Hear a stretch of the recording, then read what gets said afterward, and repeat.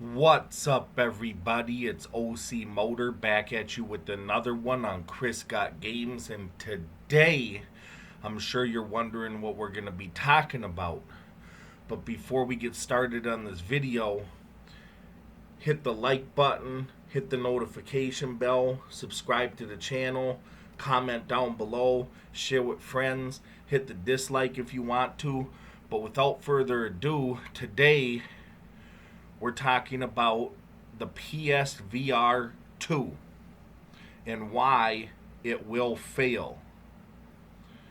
So, I had spoken on a previous video of how I predicted that because there was already hints at PSVR 2 games with 2022 attached to them, that we would possibly see a release date for the PSVR 2 in 2022. We have finally got the official confirmed release date for the PSVR 2. The PSVR 2 will be launching worldwide mid-February 2023. Do I think this was originally scheduled to release in 2022 around December, November? Yes.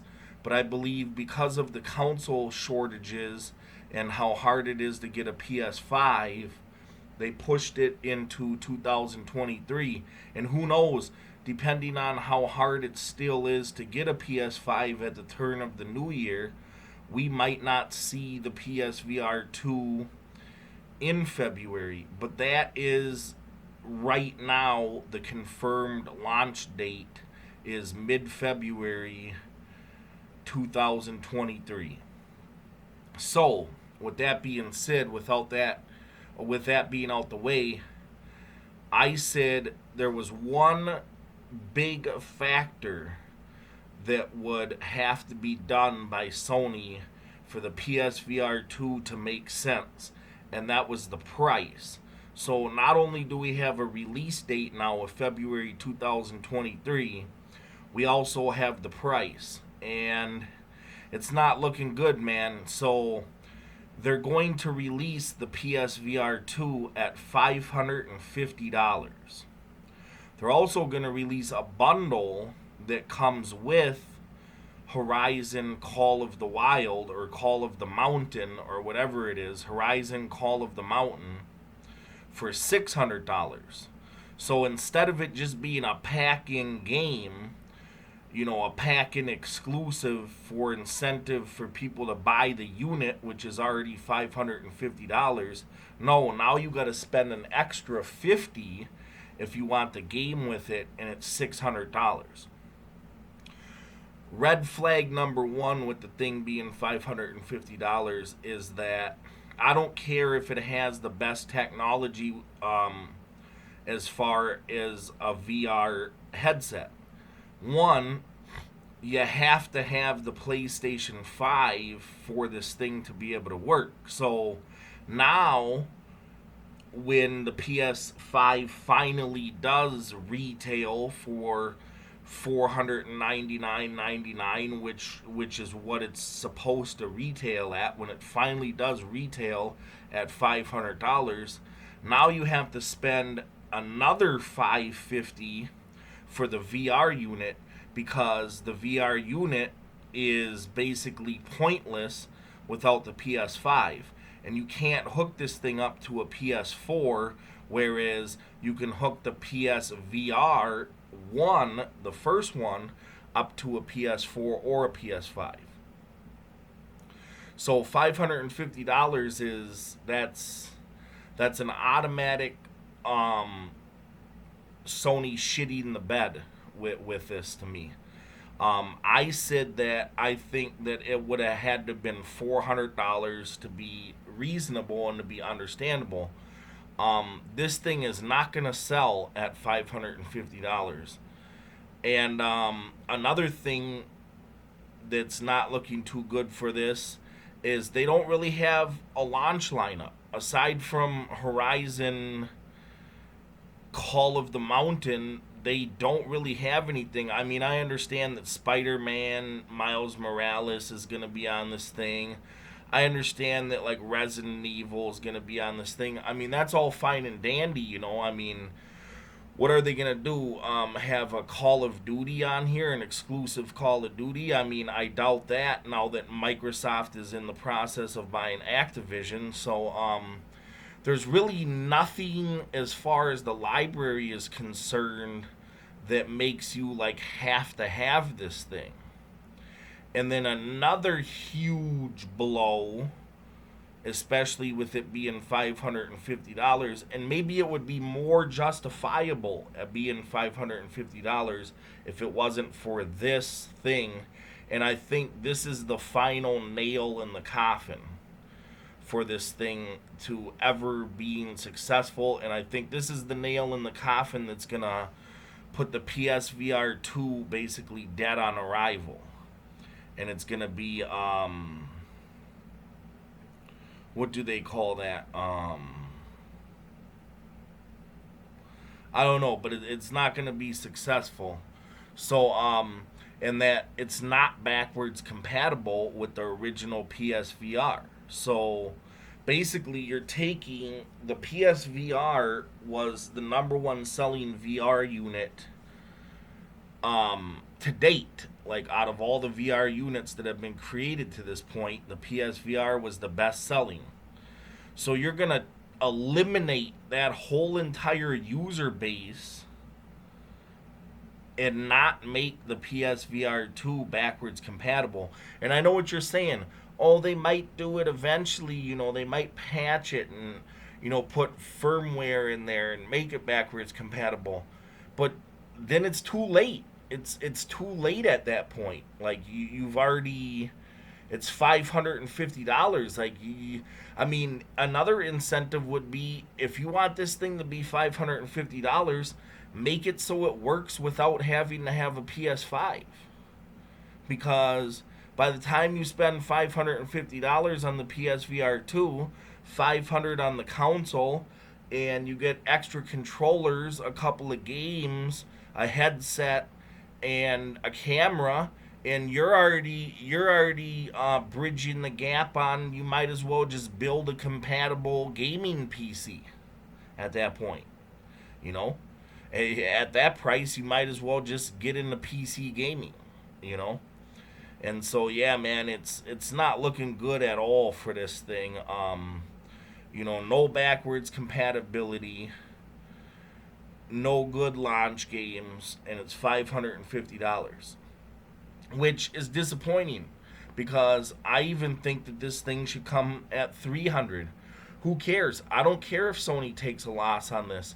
Sony needs to put more attention to detail and more effort into VR than their home console, because see, Nintendo doesn't compete with Microsoft and Sony, and Nintendo doesn't compete with PC because Nintendo knows that PC is not the competition. The competition is smartphones and Android devices such as tablets. In the next 15 years, 20 years, when cloud gaming becomes the standard, it's all gonna be mobile devices and tablets. You're gonna see people having tablets with a streaming service on it. By then, you know, you're probably gonna see Xbox's, you know, xCloud streaming service across all these mobile platforms. So, like I had told you in the last video, Nintendo is always going to be there with their exclusives and their unique gambles, like with the Switch and doing stuff like that. That's their baby, is the hybrid. Xbox's baby is Game Pass and eventually transitioning into fully cloud gaming. That's their baby. PlayStation's baby, or what should be their baby, is VR. Because supposedly the PSVR 2 is supposed to have the best specs and the highest capability out of any other VR platform on the market. So they already have the technology that surpasses any other VR unit. So you have the technology, okay? I say, hey, once you get this PS5 stocked and these consoles start selling, you know, within the first year, or at least the first 2 years, you better reduce the price of this thing to $300, because at $550 you ain't selling a million units of this headset. I'm sorry, you're just not with Oculus out there and the Meta Quest and stuff like that, and the HTC Vive or whatever the hell it's called. And who knows in the next 10 years if Apple might come out with their own VR headset. So, they got to look who they're competing against in the VR field. And they have to look at, hey, man, um, the exclusives in the PS5 and the console stuff, that's all fine and dandy. But that's going to come to an end, I feel, sooner rather than later. I feel the thing that could really push Sony into the next 20 years as we start transitioning away from home console to cloud gaming is VR. Because Microsoft isn't doing it, and Nintendo sure as hell ain't doing it. So, if Sony already has the technology and their technology is surpassing the competition, they need to roll with this thing, and they need to bite the bullet and be like, hey, we're going to put this out for 300 or 400. We're going to take a loss on this, but in the long run, it's going to sell like 50 million units, and we're going to recoup all those costs. But $550, and there's no launch lineup, and you have no backwards compatibility. I mean, this looks like a Google Stadia type of situation where this thing is just set up to be dead on arrival. And a lot of people that have spoke on it said, yeah, there's going to be a niche audience out there that's going to spend the $550 just to have this thing as a fucking, commodity item. But, Sony's making it seem like they wanna reach mass appeal with this thing, and appeal to the masses and all gamers alike. Well, it's gonna be pretty hard to do that when, first, you have to have a PS5 to even have this thing. 2, it costs more money than the PS5. 3, there's really no good launch games, and it's not compatible with a decent, solid, established PSVR library. I mean, man, I'm totally disappointed, and I didn't think Sony was this out of touch with the stuff, but yeah, so here it comes, man, February 2023, but if they don't get the console stocked enough by then where people are gonna buy it, I'd say May. This thing gets delayed till late summer, because not only are you asking $550 for this thing, but what if you can't even put consoles on the shelves? If you can't sell the PS5, you're sure as hell ain't gonna sell the PSVR 2. So I don't know, man. I don't know what's going on, but I don't think this move is gonna be very good for Sony. And so, this thing could turn out to be like the Virtual Boy. I would say buy it. I would say buy it, because I think it's going to be a very, very, very valuable unit in the future. I think it's going to be a very valuable unit in the future. I think it's going to be super rare, super sought after in the future. This could be something that could be like a hidden gem, holy grail collector's piece for somebody's PlayStation collection. But yeah, man,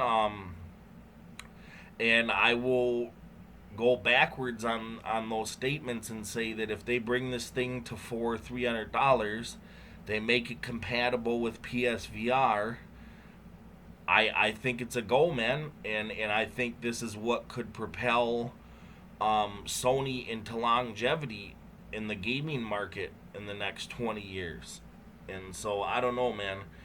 And I would like to see them come out with a VR unit eventually that can play the games just from the VR unit without having to have the PS5, or I don't know. But yeah, let me know your thoughts on this in the comment down below. Let me know if you're going to be picking one of these up when it comes out. Let me know if you think this is just going to be for a niche audience, the true VR heads that are going to want to experience the unit, because at 550, I don't see it getting past those people. So, I don't know. But that's all I wanted to touch upon. I found out this about this just the other day, a couple days ago.